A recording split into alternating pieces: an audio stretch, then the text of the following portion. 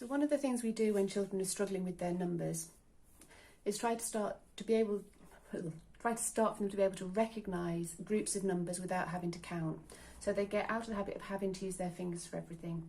Using their fingers is not a bad thing to do. It's been shown that even adults, when they try to do simple sums, they don't use their fingers, but the brain region that actually moves their fingers lights up in their brain. So it's a really important skill to have, but it's really slow as well. So we want to get them out of the habit of having to count for everything.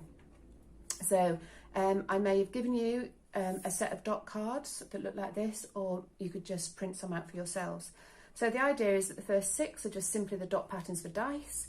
So you children, if you play any dice games at all, will very quickly start to recognise these without counting. And then we've got 4 more cards to take the total to 10, and we make these up in a specific way. So the 7 is a 4 and a 3, the 8 is 2 4s, the 9 is a 5 and a 4, and the 10 is 2 5s.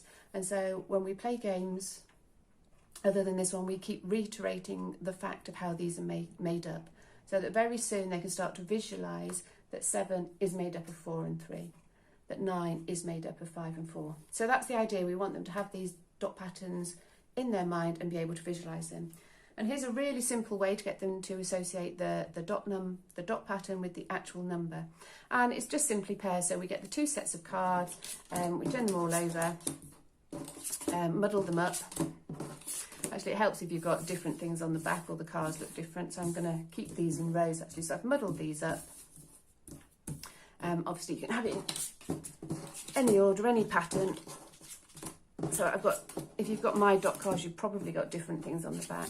So again, muddle them up, and you just take turns. So the aim is to collect as many pairs as you can.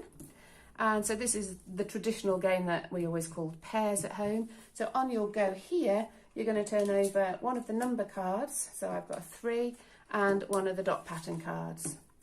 Does it match? No, it doesn't match. So I turn them over and I let someone else, the next person would then have a go. So they might turn up a 6, and I should have sorted this out so that I actually knew where some pairs were, 6 and a 10.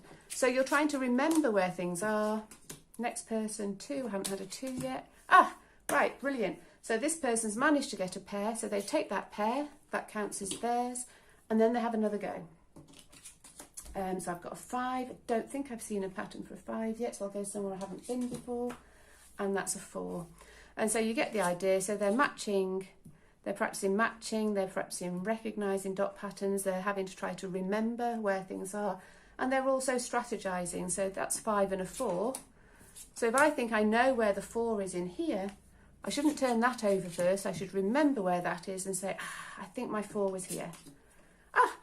I am so brilliant. And so I've got that one, and now I remember where that 4 is, and so on. So there you go.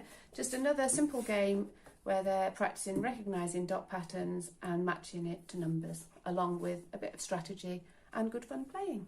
So play that sometimes with your kids and see how good they are at recognising their dot patterns.